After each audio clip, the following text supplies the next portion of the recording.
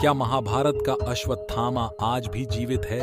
जाने कुछ अनसुने रहस्य। महाभारत में ऐसी कई कथाएं हैं जिनके बारे में आज भी कुछ रहस्य है, जिनका पता लगा पाना मुश्किल है। ऐसी ही एक कहानी है द्रोणाचार्य के पुत्र अश्वत्थामा की। जब पौराणिक कथाओं की बात आती है तो दुनिया के हर देश की कहानियों का अपना अलग इतिहास होता है।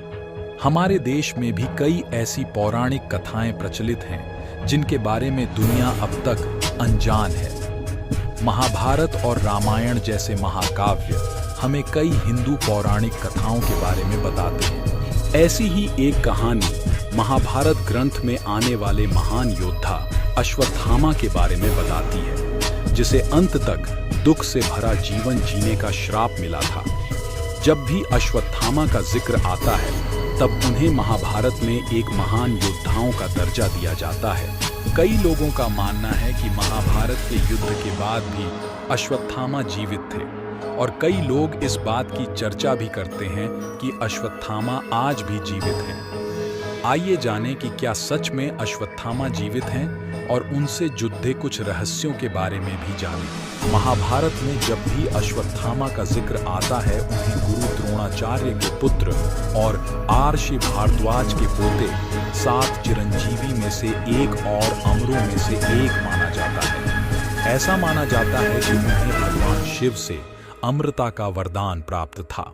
महाभारत के युद्ध के समाप्त होने के बाद कौरवों की ओर से सिर्फ 3 योद्धा ही बचे थे, कृप, कृतवर्मा और अश्वत्थामा। इनमें से अश्वत्थामा के जीवित होने के अभी भी चर्चे होते हैं, जिसकी सच्चाई का पता लगा पाना आज भी मुश्किल है। अश्वत्थामा का नाम कैसे पड्डा? अश्वत्थामा का नाम सुनते ही लोगों के मन में यह विचार जरूर आता होगा कि उनका इतना विचित्र नाम कैसे पड्डा। दरअसल इसकी एक बड़ी रोचक कथा है। अश्वत्थामा ने जब जन्म लिया तब उसने अश्व के समान ध्वनि की। इसके बाद आकाशवाणी हुई कि यह बालक अश्वत्थामा के नाम से जाना जाएगा।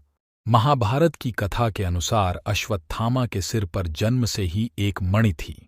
एक बार द्रौपदी ने महाभारत में अर्जुन की प्रार्थना पर गुरुपुत्र को प्राण दान दे दिया, लेकिन सजा के तौर पर मणि उनसे छीन ली। मध्य प्रदेश में महू से करीब 12 किलोमीटर दूर स्थित विंध्याचल की पहाड़ियों पर खोदरा महादेव विराजमान हैं। इस स्थान को अश्वत्थामा की तपस्थली के रूप में पूजा जाता है। ऐसी मान्यता है कि आज भी अश्वत्थामा यहाँ आते हैं